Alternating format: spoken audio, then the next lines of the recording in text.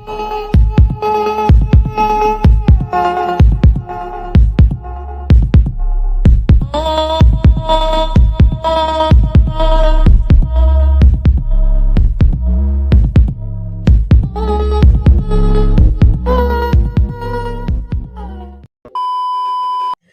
semuanya, perkenalkan nama saya Ajeng Widya Semara.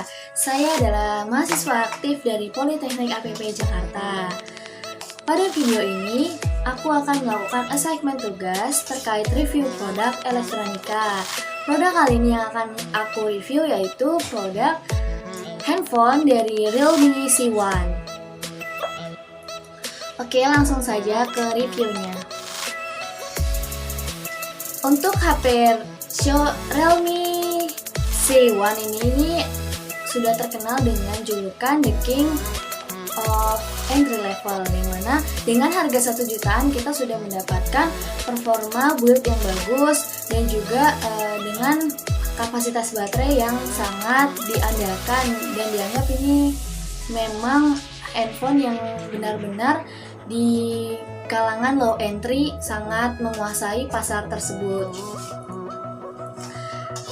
Untuk reviewnya, yang pertama kita lihat dulu dari tampilannya. Dan tampilan handphone ini tuh terlihat ya teman-teman, kalau ini tuh bahannya glossy, tidak matte ataupun tidak seperti metalik. Jadi ini tuh bahan build bodinya handphone Realme C1 ini tuh dari glossy seperti itu.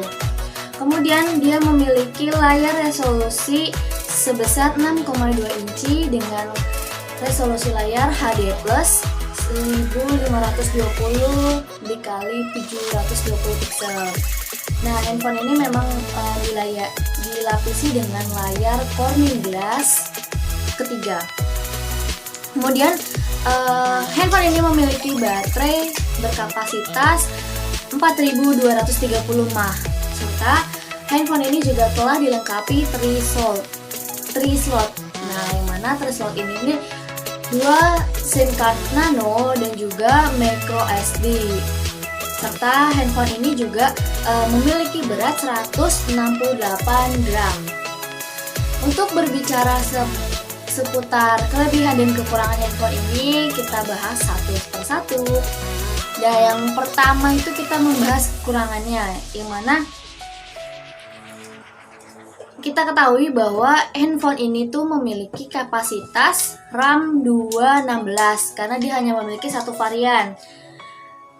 216 ini untuk penyimpanan file standar itu memang cukup untuk penyimpanan kita sehari-hari. Cuman kalau untuk penyimpanan game ataupun yang berkapasitas besar, kita untuk menginstalnya itu harus lebih cermat lagi untuk menginstalnya ataupun untuk menseleksi aplikasi apa yang harus kita install, karena dia memang kapasitasnya hanya 16 GB untuk internalnya. Jadi kalau kita mengunduh aplikasi itu hanya masuk ke dalam RAM internal kita, walaupun ini up to 256 GB jika tambahan micro SD. Tapi tetap saja kalau untuk mendownload aplikasi kita harus pandai-pandai dulu, atau enggak kalau aku pribadi menggunakan handphone ini biasanya untuk menginstal aplikasi game seperti PUBG atau Asphalt 9 itu kita harus dulu menghapus aplikasi bawaan sistemnya. Dia tuh biasanya suka memberikan petunjuk handphonenya untuk aplikasi apa yang bisa kita hapus gitu. Nah, kemudian handphone ini tidak memiliki notif LED seperti di sini di atasnya. Dia hanya ada kamera, speaker ataupun sensor. Jadi sensor untuk telepon. Dia tidak mempunyai LED notifikasi. Serta handphone ini kalau untuk membuang pop-up-nya seperti ini, dia harus agak ribet ya. Kalau dia handphone biasanya itu kan langsung dibuang. Kalau dia tuh harus seperti gini. Nah, seperti gini harus disilangkan terlebih dahulu. Jadi tidak langsung kebuang pop-up notifikasinya. Kemudian berbicara kekurangan selanjutnya,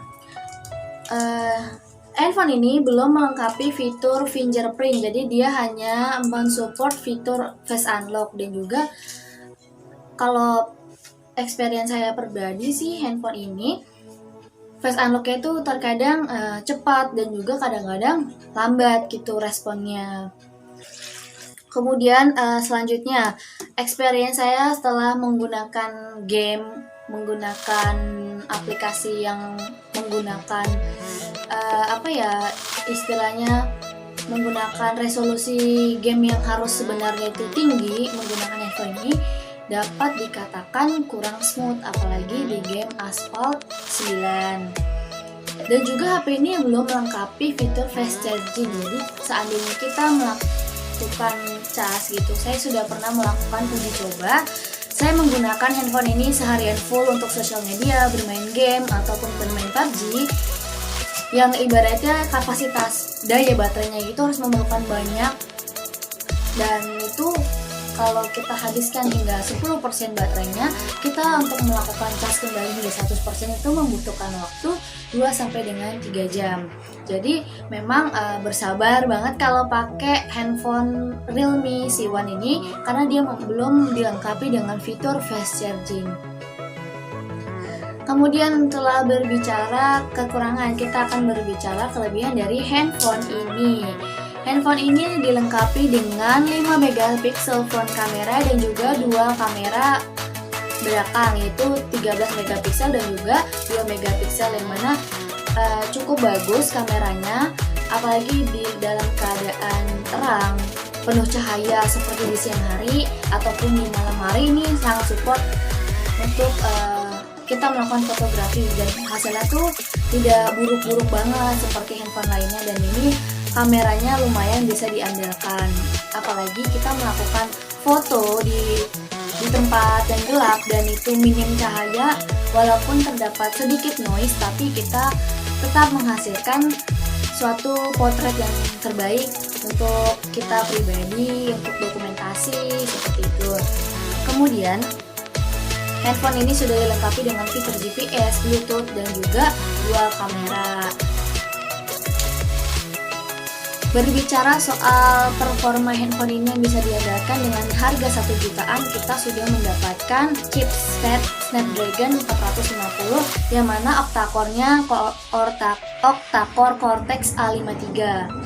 Dan juga Android. Dari kita beli HP ini tuh dia udah support Android 8.1 Oreo. Jadi walaupun kita bisa upgrade, tapi tetap memang sudah dari awalnya sudah mendapatkan Android Oreo. Dan juga untuk pemakaian multitask juga handphone ini sangat support gitu, nggak terlalu lemot juga untuk pembukaan sosial media, browsing ataupun game. Sepertinya ini saja review dari saya dengan harga kategori di kelas 1 jutaan ini. Kalau untuk mendapatkan HP dengan layar berponi, dengan chipset yang memungkinkan kita untuk bermain game walaupun kurang smooth gitu kan ibaratnya, tapi kita sudah mendapatkan performa yang bagus. Asalkan kita membeli handphone ini jangan terlalu berekspektasi yang tinggi, agar kita juga bisa menikmati performa dari Realme C1 ini. Sepertinya itu saja review dari saya.